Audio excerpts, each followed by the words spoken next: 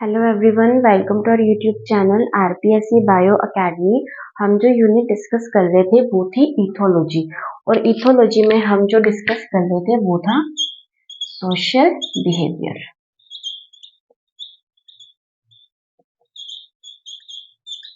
Social behaviour, ठीक है। Social behaviour में हम जो आज डिस्कस करेंगे वो डिस्कस करेंगे सोशियो बायोलॉजी।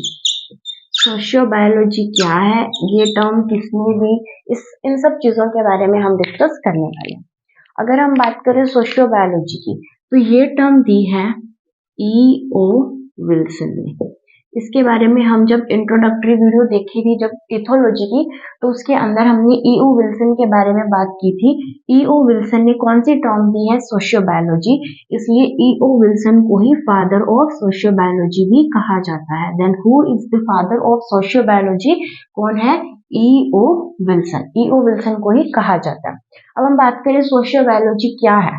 सोशियो बायोलॉजी एक ऐसी ब्रांच है साइंस की, या हम कह सकते हैं इथोलॉजी की एक ऐसी ब्रांच है जो कि हमें देती है इवोल्यूशनरी बेसिस। किसका इवोल्यूशनरी बेसिस देगी, ऑफ सोशल बिहेवियर। यानी एनिमल्स जो भी सोशल बिहेवियर कर रहे हैं उनका इवोल्यूशनरी बेसिस क्या है, उनका पुराने टाइम के अंदर क्या बेस रहा है कि वो आज ऐसा सोशल बिहेवियर कर रहे हैं। ठीक है, इसको हम इस तरीके से भी कह सकते हैं कि हम इंटरप्रेट करते हैं कि सोशल बिहेवियर को, एनिमल्स के सोशल बिहेवियर को हम क्या कर रहे हैं, इंटरप्रेट कर रहे हैं, है ना। तो इवोल्यूशनरी बेसिस, या हम उसको किस तरीके से इंटरप्रेट करते हैं, किसको, सोशल बिहेवियर को, उसका क्या है, इवोल्यूशनरी बेस क्या है, पुराने टाइम से अब तक जो इवोल्यूशन हुआ है वो बेस क्या है, किसका, सोशल बिहेवियर का, जो एनिमल्स कर रहे हैं। ठीक है, अब जो इंटरप्रेट कर रहे हैं हम इसका बिहेवियर, इसके भी दो तरीके हैं। कितने तरीके हैं, टू वेज हैं इंटरप्रेट करने के सोशल बिहेवियर को। अब ये जो टू वेज है इनको देखते हैं। एक वे है प्रॉक्सिमेट एंड सेकंड है अल्टीमेट। प्रॉक्सिमेट एंड अल्टीमेट, ये दोनों वेज है किसी भी बिहेवियर को इंटरप्रेट करने के। ठीक है, अब हम इसको किसी एग्जांपल से समझें। ठीक है, तो अगर हम बात करें सोशल बिहेवियर की, सोशल बिहेवियर में हम एग्जांपल लेते हैं बर्ड्स का माइग्रेशन। हम देखते हैं कि बर्ड्स जो है वो माइग्रेट करती हैं।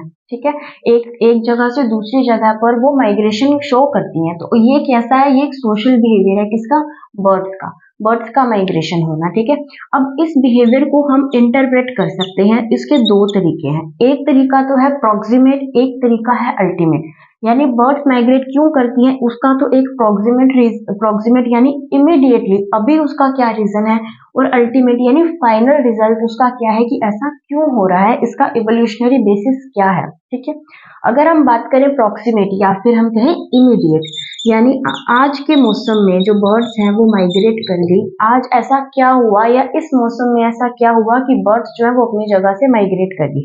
तो हम ये कह सकते हैं कि टेम्परेचर चेंज हो गया होगा, टेम्परेचर जो है कम हो गया, जिसकी वजह से बर्ड्स जो है वो यहाँ से दूसरी जगह पर चलेगी। या हम इसको ये भी कह सकते हैं कि वेदर का चेंज हो गया होगा, टेम्परेचर या वेदर में चेंज है इसलिए बर्ड्स माइग्रेट कर गई। ये तो हमने आज का सीजन देख के या इमीडिएट रीजन बताया, इमीडिएट इसका बिहेवियर को इंटरप्रेट किया। लेकिन अगर हम अल्टीमेट या हम कह सकते हैं फाइनल, यानी इतनी सदियों से ऐसा होता आ रहा है, इसका रीजन क्या है, अगर हम उसके बारे में बात करें तो हम ये कह सकते हैं कि उनका सर्वाइवल ही इस तरीके से होता है। अगर वो इस मौसम में इस टेम्परेचर के अंदर यहाँ पर रहेंगी तो वो सर्वाइव ही नहीं कर पाएंगी, उनकी डेथ हो जाएगी। इसलिए उनको पता है कि अगर उनको सर्वाइव करना है तो उनको क्या करना पड़ेगा, उनको करना पड़ेगा माइग्रेट। ठीक है, अगर हम इमीडिएट रीजन की बात करें तो हम कह सकते हैं टेम्परेचर का चेंज होना, लेकिन अगर हम अल्टीमेट या फाइनल रीजन की बात करें तो हम कह सकते हैं कि वो सर्वाइव ही नहीं कर पाएंगी, उनके सर्वाइवल के लिए बर्ड्स को माइग्रेट करना ही जरूरी है। ठीक है, तो हमने ये देखा सोशियो बायोलॉजी। सोशियो बायोलॉजी का मतलब था evolutionary basis of social behaviour, यानी कि कोई भी एनिमल जो सोशल बिहेवियर कर रहा है उसका इवोल्यूशनरी बेसिस क्या है, ठीक है। और हम उस सोशल बिहेवियर को दो तरीके से इंटरप्रेट कर सकते हैं, एक तो प्रोक्सिमेट तरीका है और एक अल्टीमेट यानी फाइनल तरीका। अगर हम प्रोक्सिमेट तरीके से बात करें तो हमने इसके अंदर एग्जांपल लिया कि बर्ड्स माइग्रेट क्यों कर रही हैं, तो अगर हम उसका प्रोक्सिमेट रीजन या प्रोक्सिमेट तरीके से उसकी वे को इंटरप्रेट करें तो हम ये कह सकते हैं कि टेम्परेचर के चेंज होने की वजह से। और अगर हम अल्टीमेट कहें तो उनका सर्वाइवल इधर इस टेम्परेचर में नहीं पॉसिबल, इसलिए वो माइग्रेट कर जाती है। अब ये सोशल बायोलॉजी हमने पढ़ा, लेकिन जो हमारे क्वेश्चन आया होगा पिछली आरपीएससी में जो कि हुई थी 2022 के अंदर, उसमें क्वेश्चन आया था कि प्रोक्सिमेट एंड अल्टीमेट ये दोनों चीजें क्या है, और उसके अंदर जो ऑप्शन था वो था these are the ways of interpreting behaviour, ये बिहेवियर को इंटरप्रेट करने की वेज है। तो ये दो वेज थी, प्रोक्सिमेट एंड अल्टीमेट। तो ये हमारे लिए इंपॉर्टेंट हो जाता है कि हमें इसके बारे में पता होना चाहिए, इसलिए हमने इस टॉपिक को भी थोड़ा सा टच किया है, ठीक है। अभी हम आगे चलते हैं।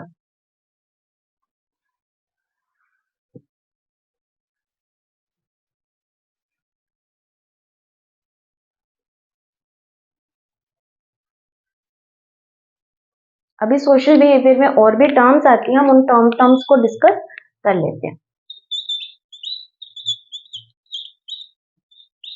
एक टर्म है रिप्रोडक्टिव सक्सेस। रिप्रोडक्टिव सक्सेस का क्या मतलब है? रिप्रोडक्टिव सक्सेस का मतलब है कि ऐसी कोई भी एनिमल की स्पीशीज जिसकी प्रोजेनी का नंबर तो ज्यादा हो, प्रोजेनी का नंबर ज्यादा हो, यानी कि उसके जो ऑफस्प्रिंग है, उसकी जो आने वाली पीढ़ी है, उस पीढ़ी के जो बच्चे हैं, बच्चों का नंबर कैसा हो, ज्यादा हो।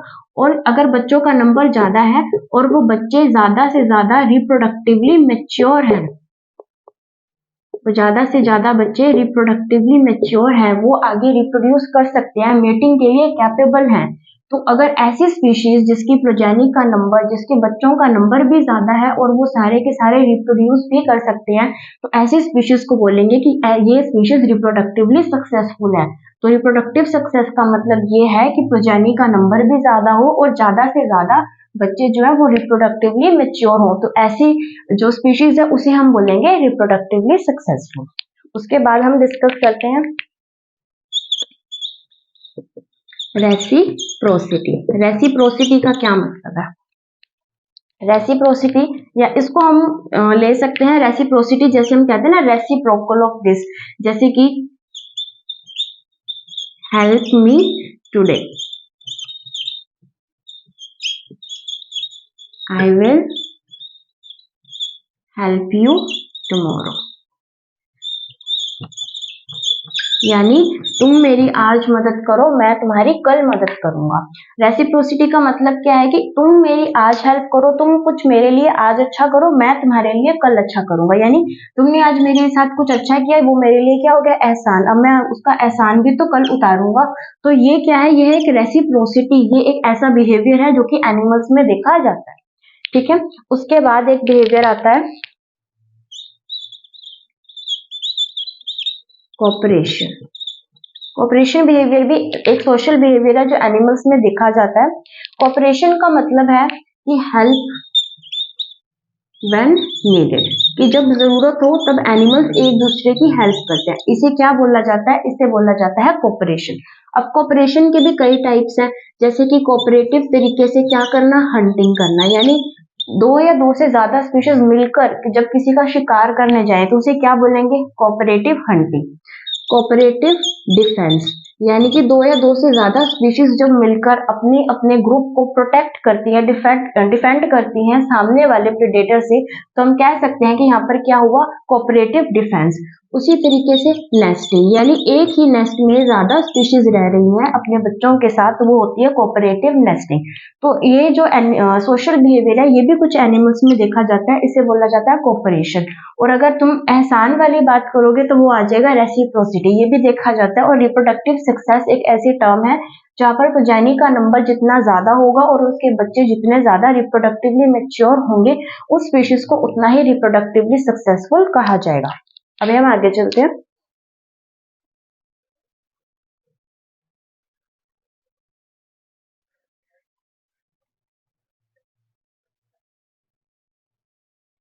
एक टर्म आती है aunt behaviour.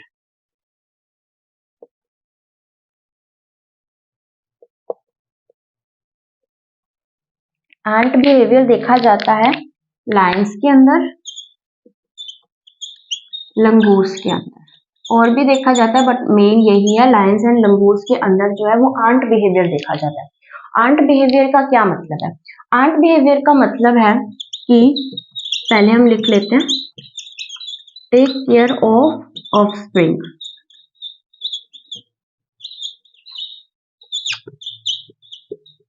Bye other female and mother go for foraging. यानी कि अगर कोई मदर है, उसके बच्चे हैं, तो उसके बच्चों की जो टेक केयर है, उसके बच्चों का जो ख्याल है वो कोई और फीमेल रख लेगी, उसकी आंट रख लेगी। अदर फीमेल से क्या मतलब है? आंट। उसकी आंट उसका ख्याल रख लेगी, और उसकी जो मदर है वो कहाँ जाएगी? फॉरेजिंग, खाना ढूंढने, खाना खाने चली जाएगी, और उसके बच्चों का ध्यान कौन रखेगी? एक आंट, जो कि एक अदर फीमेल है। ये हमारे जैसे कि मोहल्ले में होता है ना, मम्मी को बाजार जाना होता है और जो बच्चे हैं उनको हम साथ वाली आंटी के घर छोड़ाते हैं कि आप इनका ख्याल रखो, हम बाजार जाके आते हैं। ये बिल्कुल वैसा ही आंट बिहेवियर है जो कि एनिमल्स के अंदर पाया जाता है, कि अगर मदर को फॉरेजिंग के लिए, अगर मदर को फूड को ढूंढने के लिए और खाने के लिए जाना है, तो वो अपने बच्चों को किसी और आंट के पास छोड़ के चली जाती है कि वो उसका ख्याल रखेंगे। तो ये एक आंट बिहेवियर है जो कि एक सोशल बिहेवियर का टाइप है। अभी हम सोशल बिहेवियर को खत्म करते हैं और अब हम नेक्स्ट बिहेवियर की तरफ चलते हैं, फीडिंग बिहेवियर।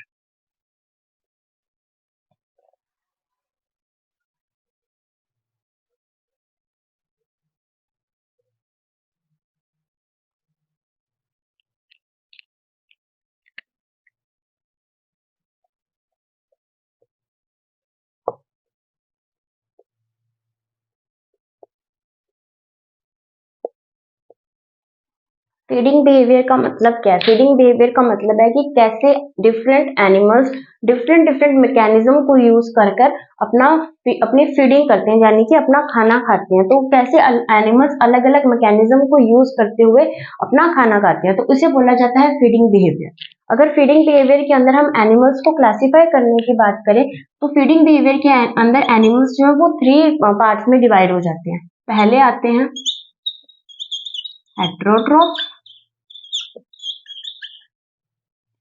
दूसरे आएंगे पैरासाइट, तीसरे आएंगे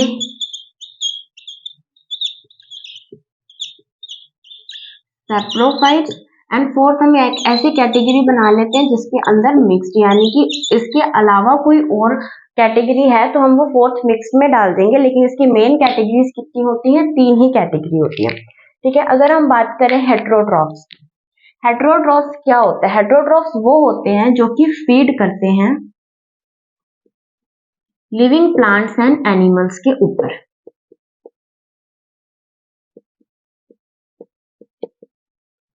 जब हम इकोलॉजी पढ़ेंगे तो हम इनके बारे में बहुत अच्छे से डिस्कस करने वाले हैं, लेकिन यहाँ पर हम इसके बारे में थोड़ा थोड़ा समझ लेते हैं, क्योंकि अगर यहाँ से क्वेश्चन आता है ना तो वो इथोलॉजी का भी बन जाता है, वो इकोलॉजी का भी बन जाता है। ठीक है, तो अगर हम बात करें हेटेरोट्रॉफ्स की, तो ये है कि जो लिविंग प्लांट्स एंड एनिमल्स को खाते हैं।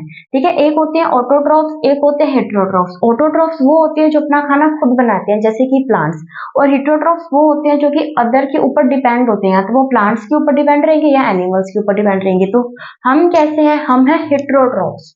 हम क्या करते हैं? हम living plants and living animals को खाते हैं, तो हम कैसे हैं? हम हैं हेटेरोट्रॉफ्स।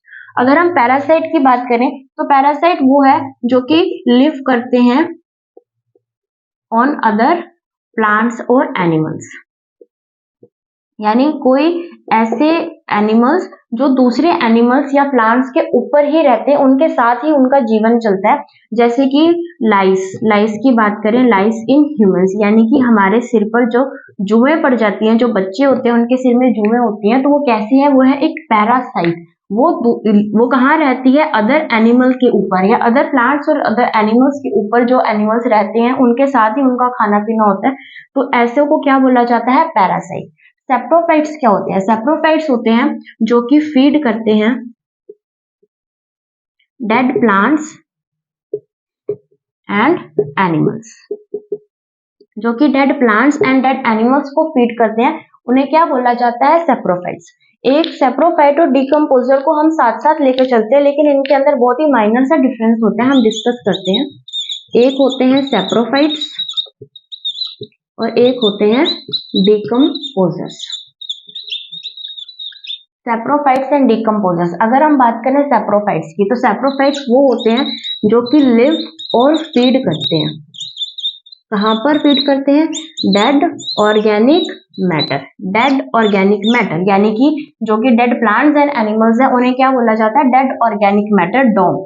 इनके ऊपर रहेंगे या इनके ऊपर या इनको फीड करेंगे, इनको खाएंगे। डेड ऑर्गेनिक मैटर को खाने वाले और डेड ऑर्गेनिक मैटर के ऊपर रहने वाले, इनको क्या बोला जाता है? सेप्रोफाइट्स। और डिकम्पोजर्स क्या होते हैं? जो कि ब्रेक करते हैं। ये क्या करते हैं? ये करते हैं break down of dead organic matter. ये ब्रेक डाउन करते हैं डेड ऑर्गेनिक मैटर को। अगर हम इन दोनों में से देखें तो डिकम्पोजर एक ब्रॉड टर्म है। डिकम्पोजर एक बहुत बड़ी टर्म है जिसके अंदर ही सेप्रोफाइट्स आ जाते हैं। तो डिकम्पोजर एक बहुत ही ब्रॉड टर्म है जिसके बारे में हम इकोलॉजी में बहुत अच्छे से पढ़ने वाले हैं। ठीक है, तो ये हमने पढ़ा था कि फीडिंग बिहेवियर के अंदर जो एनिमल्स को क्लासिफाई कर सकते हैं वो कुछ एनिमल्स हेटेरोट्रॉप्स होते हैं, कुछ पैरासाइट होते हैं, कुछ सेप्रोफाइट्स होते हैं और कुछ कैसे होते हैं? जो होते हैं मिक्स्ड। ठीक है, अभी हम एक एक करके इनके बारे में पढ़ते हैं। सबसे पहले हम हेटेरोट्रॉप्स के बारे में पढ़ते हैं।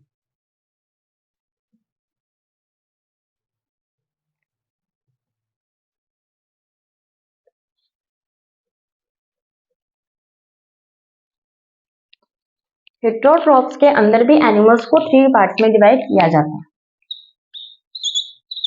कुछ होते हैं नॉन सिलेक्टिव फीडर्स, कुछ होंगे सिलेक्टिव फीडर्स, कुछ होंगे प्रीडेटर्स। इसको भी हमने 3 पार्ट्स में डिवाइड कर लिया। हेटेरोट्रॉप्स के अंदर कुछ नॉन सिलेक्टिव, कुछ सिलेक्टिव और कुछ प्रीडेटर्स। अब नॉन सिलेक्टिव या सिलेक्टिव फीडर्स का क्या मतलब है? जैसे कि इसको अगर हम एग्जांपल से समझे कि हमारे घर पर कोई सब्जी बनती है, जैसे आलू मेथी की सब्जी बनी। अब हम क्या करते हैं? उसमें से आलू आलू निकाल कर खा लेते हैं, लेकिन हमारे पेरेंट्स क्या करते हैं? वो आलू भी खाएंगे, वो मेथी भी खाएंगे। तो वो कैसे फीडर्स होंगे? वो हो गए non selective feeders. Selective feeders हम हो गए, हमने क्या खाए? हमने खाए आलू, उन्होंने क्या खाए? आलू भी खाए और क्या खाई? मेथी। तो उन्होंने वो कैसे हो गए? Non selective. उन्होंने फूड को सिलेक्ट कर कर नहीं खाया, उनको जो भी मिला उन्होंने वो खाया। हम कैसे हैं? हमें सिलेक्टिव, हमने सिर्फ क्या खाए? आलू खाए। ठीक है, तो ये एक एग्जाम्पल है समझने के लिए। एनिमल्स भी कुछ इस तरीके से, कुछ एनिमल्स सिलेक्टिव होते हैं और कुछ एनिमल्स नॉन सिलेक्टिव होते हैं। नॉन सिलेक्टिव के अंदर अगर हम एग्जांपल्स की बात करें तो इसमें मोस्टली क्या आते हैं? ग्रेजर्स। ग्रेजर्स यानी जो कि ग्रेजिंग करते हैं, जैसे कि जो घास को खाते हैं, तो उनको क्या बोलेंगे? ग्रेजर्स, जो कि ग्रास को खाते हैं। इसके अंदर अगर हम एग्जाम्पल की बात करें तो जैसे आ जाएगा हॉर्स, जैसे कि हॉर्स, जैसे कि स्नेल, जैसे कि कैटल, जैसे कि कैटल, जैसे कि रैबिट। तो ये सारे कैसे हैं? ये हैं ग्रेजर्स। ये कैसे हैं? ये घास को खाने वाले हैं, ये नॉन सिलेक्टिव फीडर्स हैं। ठीक है, अगर हम इसके अंदर एक बात करें कि ये तो खा सकते हैं, इनके अंदर क्या प्रेजेंट होता है? इनके अंदर होता है सेल्यूलेज एंजाइम। सेल्यूलेज एंजाइम की प्रेजेंस की वजह से ही ये सेल्यूलोज को डाइजेस्ट कर सकते हैं, जो कि किसमें प्रेजेंट होता है? ग्रास के अंदर। हमारे अंदर सेल्यूलेज एंजाइम नहीं प्रेजेंट होता। सेल्यूलेज का दूसरा नाम है beta amylase. Beta amylase enzyme इनके अंदर प्रेजेंट होता है और ये इनके अंदर भी क्या प्रेजेंट होते हैं? इनके अंदर माइक्रो ऑर्गेनिजम्स प्रेजेंट होते हैं। कुछ ऐसे माइक्रो ऑर्गेनिजम्स प्रेजेंट होते हैं। ये माइक्रो ऑर्गेनिजम्स क्या सिंथेसाइज करते हैं? सेल्यूलेज एंजाइम को, जिसकी वजह से ये सेल्यूलोज जो कि ग्रास के अंदर प्रेजेंट है उस सेल्यूलोज को डाइजेस्ट करने में हेल्प करते हैं। इसलिए ये इनको खा सकते हैं, लेकिन हम जो है हम ग्रेजर्स में नहीं आते, क्योंकि हम ग्रास को नहीं खा सकते। क्यों? क्योंकि हमारे अंदर सेल्यूलेज एंजाइम नहीं प्रेजेंट। इनके अंदर भी कुछ माइक्रो ऑर्गेनिजम्स प्रेजेंट है जो कि सेल्यूलेज का सिंथेसिस करते हैं। ठीक है, तो ये थे नॉन सिलेक्टिव फीडर्स। अब हम बात करते हैं सिलेक्टिव फीडर्स की। कुछ एनिमल्स ऐसे होते हैं जो कि सिलेक्टिव फीडर्स होते हैं, जैसे कि कुछ एनिमल्स ऐसे होते हैं जो कि क्या करते हैं? च्यू करते हैं, जो कि क्या करते हैं? क्रश करते हैं। ठीक है। ऐसे जैसे कि हम बात करें जिराफ की, तो जिराफ क्या करते हैं, अपनी गर्दन लंबी करके ऊपर वाली लीव्स को कट कर सकते हैं, च्यू क्रश कट भी कह सकते हैं। तो इसके अंदर क्या होता है, कटिंग होती है, च्यूइंग होती है। तो कुछ फीडर्स ऐसे हैं जो कि च्यू करते हैं, जो कि कट करते हैं इसके अंदर, जैसे कि हम बात कर सकते हैं जिराफ की। कुछ एनिमल्स ऐसे होते हैं जिनकी फीडिंग कैसी होती है, आर्बोरियल। आर्बोरियल का मतलब होता है क्लाइंबिंग करना, क्लाइंबिंग करना। जैसे कि मंकी है, मंकी क्या करता है कि एक पेड़ से दूसरे पेड़ तक उछलता रहता है, कूदता रहता है ना। तो उनकी जो खाने की हैबिट है ना, वो भी इसी तरीके से होगी कि वो उछलते कूदते अपना खाना देखते रहते हैं और वो खाते रहते हैं। तो ऐसे एनिमल्स को क्या बोला जाता है, ऐसे एनिमल्स को बोला जाता है आर्बोरियल। और ये जो आर्बोरियल है, ये क्वेश्चन आरपीएससी ने पूछ रखा है कि आर्बोरियल एनिमल्स कौन से होते हैं, ठीक है, जो कि क्या करते हैं, क्लाइंबिंग, जैसे कि मंकी। ठीक है। उसके अलावा कुछ ऐसे एनिमल्स होते हैं जो कि एक्वेटिक फीडर्स होते हैं। एक्वेटिक जैसे कि जो भी सी के अंदर रहने वाले, उनका खाना पीना, उनकी फीडिंग क्या होगी, सी के अंदर, पानी के अंदर। तो ऐसे फीडर्स को क्या बोलेंगे, एक्वेटिक फीडर्स। ठीक है। कुछ होते हैं बर्रोइंग, बर्रोइंग फीडर्स होते हैं। बर्रोइंग फीडर्स वो होते हैं जो कि खोद कर, जैसे मिट्टी को, सैंड को, मड को, जैसे दलदल को, उसके अंदर ही रहते हैं, उसके अंदर ही उनका खाना होता है। ठीक है। तो ऐसे एनिमल्स को क्या बोला जाता है, बर्रोइंग एनिमल्स। कुछ एनिमल्स ऐसे होते हैं जो कि पोलन ग्रेन्स को खाते हैं, जो कि सीड को खाते हैं, है ना। कुछ एनिमल्स ऐसे होते हैं जो कि फ्रूट्स को खाते हैं। उसी तरीके से कुछ एनिमल्स ऐसे होते हैं जो कि बार्क को खाते हैं, बार्क यानी छाल को खाते हैं। कुछ एनिमल्स ऐसे होते हैं जो कि रूट को खाते हैं, है ना। तो ये सारे सिलेक्टिव फीडर्स हैं जिनके अलग अलग मैकेनिज्म है कि वो सिलेक्टिवली, कुछ एनिमल्स फ्रूट को खाएंगे तो उनकी सिलेक्टिव फीडिंग होगी, कुछ सिर्फ सीड को ही खाएंगे, कुछ सिर्फ पोलन को ही खाएंगे, तो इनका सिलेक्टिव फीडिंग होगी। कुछ एक्वेटिक जो पानी के अंदर है उन्हीं को ही खाएंगे, आर्बोरियल ये नाचते कूदते खाएंगे, है ना। तो जैसे जिराफ है वो कट करके खाएंगे, तो ये सिलेक्टिवली है। और एक इसके अंदर स्पेशल मैकेनिज्म आता है जिसको नाम देते हैं हम filter feeding mechanism. Filter feeding mechanism है, ये देखने में मिलता है इकाइनोडर्मेट्स एंड मोलस्क्स में। इसके अंदर क्या होता है कि ये एनिमल्स जो है, ये जैसे पानी के अंदर रह रहे हैं, सामने से पानी आया, वाटर करंट आया, उसके अंदर वाटर में से ये वाटर अपनी बॉडी में लेंगे, उसमें से जो भी खाने की चीज है उसको क्या करेंगे, फिल्टर। इनके लिए जो भी खाने की चीज है उसको फिल्टर करेंगे, उससे फीडिंग करेंगे और बाकी का पानी वापस अपनी बॉडी से बाहर निकाल देंगे। तो ये क्या है, ये है फिल्टर फीडिंग मैकेनिज्म। और ये किसमें देखने को मिलता है, ये देखने को मिलता है इकाइनोडर्मेट्स में, मोलस्क्स में। ये जब हम टेक्सोनॉमी पढ़ेंगे उसके अंदर हम इसको बहुत अच्छे से पढ़ने वाले हैं। ठीक है। फिल्टर फीडिंग मैकेनिज्म, इकाइनोडर्मेट्स को, मोलस्क को हम बहुत ही अच्छे से पढ़ने वाले हैं, तो उसके अंदर ये और भी डीपली हम पढ़ेंगे। तो अभी के लिए हमने क्या पढ़ा, हमने पढ़े नॉन सिलेक्टिव फीडर्स, जिसके अंदर हमने कहा कि मोस्टली इसके अंदर ग्रेजर्स आएंगे जो कि ग्रास को खाते हैं। उसके अंदर हमने बोला जैसे हॉर्स है, कैटल है, रैबिट है, स्नेल्स है। फिर हमने बात की सिलेक्टिव फीडर्स की, जिसके अंदर कुछ कट करेंगे, कुछ आर्बोरियल होते हैं, कुछ एक्वेटिक होते हैं, कुछ बर्विंग होते हैं, कुछ पोलन सीड्स को खाते हैं, कुछ फ्रूट्स को, कुछ बार्क की रूट को, कोई फिल्टर फीडिंग मैकेनिज्म से फीडिंग करता है। अभी हम बात करते हैं प्रीडेटर्स के बारे में।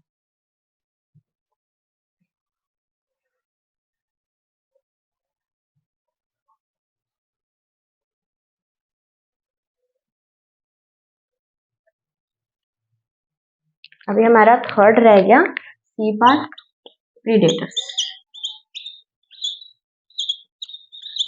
प्रीडेटर्स के बारे में हम थोड़ा डिस्कस कर चुके हैं कि प्रीडेटर्स कौन होते हैं।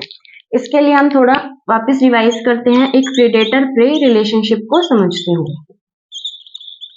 प्रीडेटर प्रे रिलेशन क्या होता है, ठीक है, इसको हम समझेंगे। जैसे कि एक कैट है, वो किसको खाती है, वो खाती है माउस को। तो कैट ने माउस को खाया, तो यहाँ पर माउस क्या बना, माउस बना प्रे, और कैट क्या बनी, प्रीडेटर। यानी ऐसा एनिमल जो दूसरे एनिमल को खा रहा है, खाने वाला, जो कि क्या है, हम इसको याद कर सकते हैं, जो कि विशाल है, जो बड़ा है, जिसका नाम बड़ा उसका काम बड़ा। जिसका नाम प्रीडेटर, इसका नाम बड़ा है तो इसका काम क्या बड़ा है कि दूसरे को खाएगा। प्रे, प्रे का नाम छोटा, इसको खाया जाएगा, है ना।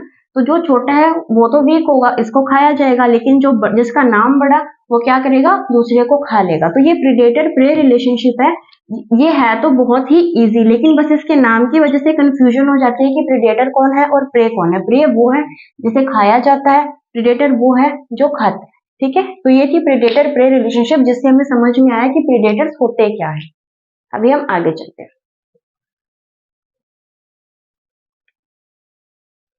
अभी जो प्रेडेटर्स हैं ये खाएंगे प्रे को, तो प्रे को अपना बचाव करने के लिए भी तो कुछ डिफेंस मैकेनिज्म्स करने पड़ेंगे। अब हम पढ़ते हैं कि प्रे के कौन कौन से डिफेंस मैकेनिज्म्स हैं, जहां से हमारी आरपीएससी क्वेश्चन पूछती रहती है कि प्रे के कौन से डिफेंस मैकेनिज्म है। ये जो भी हम पढ़ रहे हैं ना, ये हम इकोलॉजी में वापस से पढ़ने वाले हैं, यहाँ पर हम थोड़ा शॉर्ट में पढ़ रहे हैं बस। ठीक है, अगर हम बात करें डिफेंस मैकेनिज्म की, तो पहला डिफेंस मैकेनिज्म है कैमोफ्लेज। कैमोफ्लेज जैसे कि गिरगिट है, गिरगिट अपना रंग बदलता है। कैमोफ्लेज का मतलब होता है रंग का बदलना। गिरगिट अपना रंग बदलता है, जिससे क्या होता है कि जो प्रेडेटर है, जो उसको खाने वाला है, तो जो खाने वाला है वो कंफ्यूज हो जाता है कि इसका बारी बारी कलर बदल रहा है, वो उसको देख ही नहीं पाता। इसका बारी बारी कलर बदलने की वजह से प्रेडेटर उसको देख नहीं पाता, जिसकी वजह से ये बच जाता है। डिफेंस का मतलब अपने आप को कैसे बचाना, तो ये किस किस तरीके से बचाते हैं, उसमें से एक ये है कि ये अपना रंग बदलते हैं, जैसे कि गिरगिट। ठीक है, दूसरी आ जाती है मिमिक्री। कई जगह पर मिमिक्री और कैमोफ्लेज को सेम ही बताया गया, लेकिन इनमें थोड़ा सा डिफरेंस होता है। मिमिक्री का मतलब होता है मिमिक करना, किसी और के जैसा अपने आप को दिखाई देना। ठीक है, जैसे क्या होता है, जैसे एक होती है विसरी बटरफ्लाई। विसरी बटरफ्लाई है, ये बटरफ्लाई क्या करती है, ये करती है मिमिक, किसको, मोनार्क बटरफ्लाई को। ये मोनार्क बटरफ्लाई के जैसा दिखती है। ये बटरफ्लाई मोनार्क बटरफ्लाई की तरह अपने आप को बदल लेती है, अपनी जो अपीयरेंस है वो बिल्कुल कैसी कर लेती है जैसे कि मोनार्क बटरफ्लाई है। इसको इससे फायदा क्या है, क्योंकि मोनार्क बटरफ्लाई होती है वो होती है टॉक्सिक, और प्रेडेटर्स को पता है कि जो मोनार्क बटरफ्लाई है वो टॉक्सिक है, तो प्रेडेटर्स मोनार्क बटरफ्लाई को नहीं खाते। इसलिए ये क्या करती हैं, ये अपने आप को कन्वर्ट कर लेती है, अपनी अपीयरेंस को चेंज कर लेती है मोनार्क बटरफ्लाई के जैसे, जिसकी वजह से इनको भी प्रेडेटर्स नहीं खा पाते और ये भी बच जाते हैं। और इसी एग्जाम्पल से ही इस चीज को पूछा जा चुका है, ये क्वेश्चन आया हुआ है। क्वेश्चन ये था कि इन दोनों की जो रिलेशन है वो क्या है, वो है कि ये क्या करती है, मिमिक्री। ये बटरफ्लाई इस बटरफ्लाई की मिमिक्री करती है, तो ये क्वेश्चन आ चुका है। ठीक है, उसके अलावा यहाँ पर क्या होगा, एक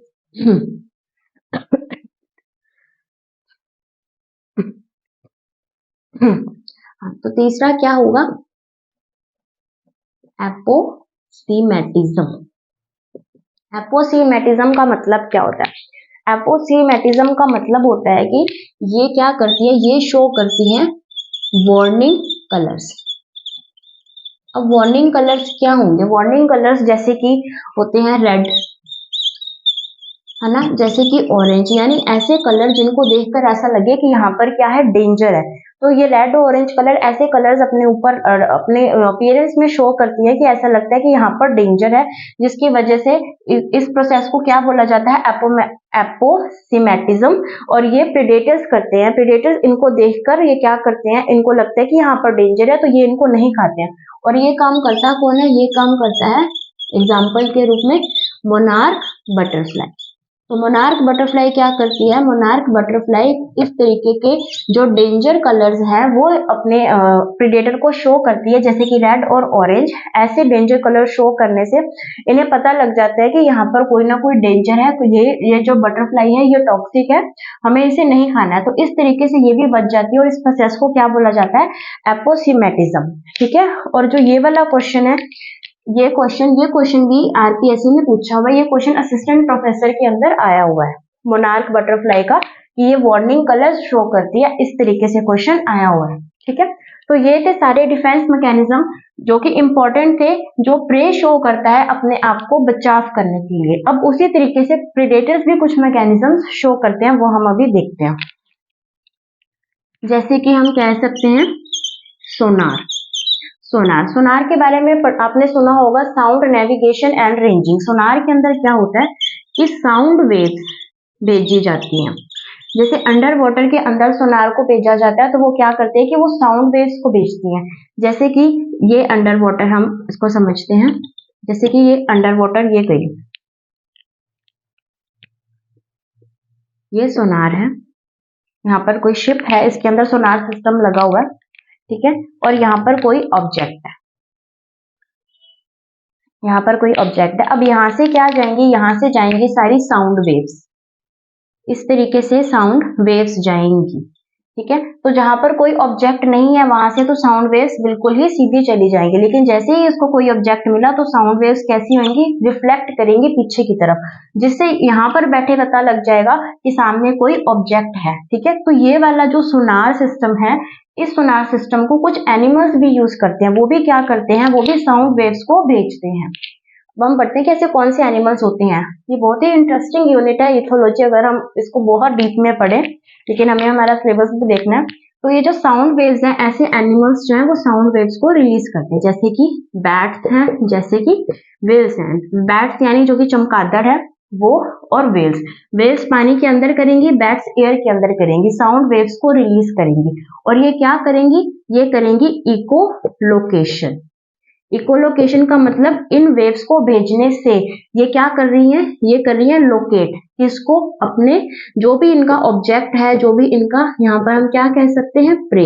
ये प्रे को लोकेट करेंगे कि हमारा प्रे इतनी दूर इस डायरेक्शन में है जिसे हमने खाना है। ये काम कौन करता है, ये करती है बैट्स एंड वेल्स। और जो ये क्वेश्चन है, ये क्वेश्चन भी आ चुका है कि बैट्स एंड वेल्स क्या यूज करती हैं। उसके अंदर ऑप्शन था कि जो बैट्स हैं वो कौन सा सिस्टम यूज करती हैं, उसके अंदर सोनार सिस्टम भी दे रखा था और उसके अंदर इकोलोकेशन भी दे रखा था।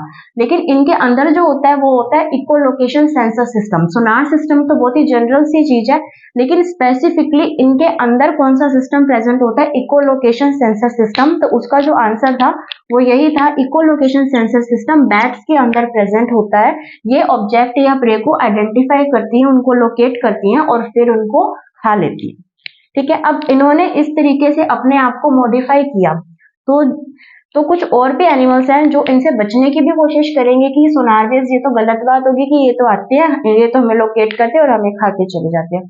तो ऐसा बुरा लगा मोथ को। मोथ यानी पतंगा जो होता है, बैट्स जो थी वो मोथ को भी खाती थी। तो मोथ को ये बात अच्छी नहीं लगी कि जब भी आती है हमें लोकेट करती है, हमें खा लेती है। तो मोथ ने क्या किया, मोथ ने एक आवाज निकालनी शुरू की, ऑडियो लाइक बी, यानी ये मक्खियों की तरह आवाज निकालने लग गए, जिसकी वजह से जैसे ही बैट इनके पास आती, जैसे ही बैट मोथ को खाने आती, तो यहाँ से आवाज आती एक मक्खी की तरह। तो इनको लगता है कि यहाँ पर कोई मक्खी है, इसलिए ये इसको छोड़कर ये अपने आगे चली जाती किसी और प्रे के पास। तो ये एक डिफेंस मैकेनिज्म मोथ के द्वारा भी यहाँ पर देखा जा सकता है कि ये बी जैसी वॉइस निकालती है, जिसकी वजह से ये बच जाते हैं किससे, बैट से, ठीक है। अभी हम थोड़ा आगे चलते हैं। Hunter, solitary hunter, ambush pursuit, pack, solitary ambush pursuit.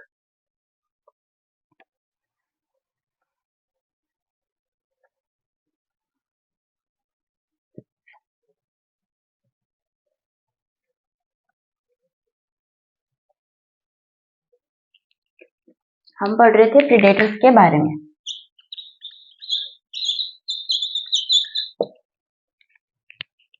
इसके अंदर हमने अभी कुछ टर्म्स और डिस्कस करनी है, जैसे कि पैक हंटर। पैक हंटर क्या होते हैं, पैक हंटर का मतलब है कि कुछ एनिमल्स वो ग्रुप में हंटिंग करते हैं, कुछ एनिमल्स ग्रुप के अंदर हंटिंग करते हैं, तो उनके लिए ये चीज इजी हो जाती है। ग्रुप के अंदर हंटिंग करने से उनका जो फीडिंग है वो उनको बहुत ही इजी हो जाती है कि इतने सारे जने इकट्ठे हंट करेंगे तो उनको जल्दी ही अपना फूड मिल जाएगा, ठीक है। उस तरीके से एक आती है सॉलिटरी हंटर,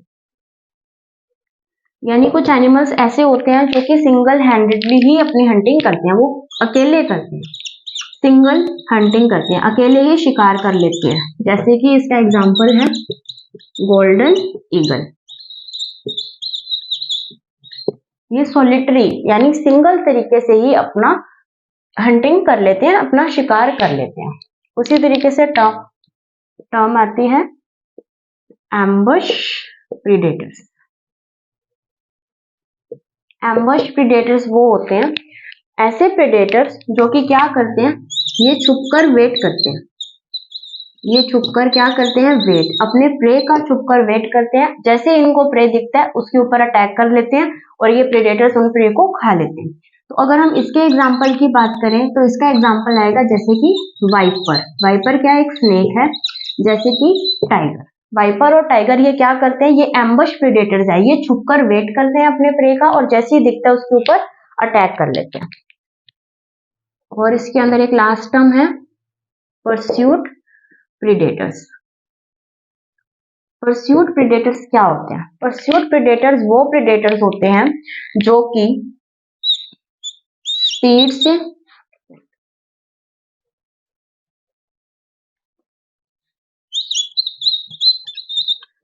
स्पीड एंड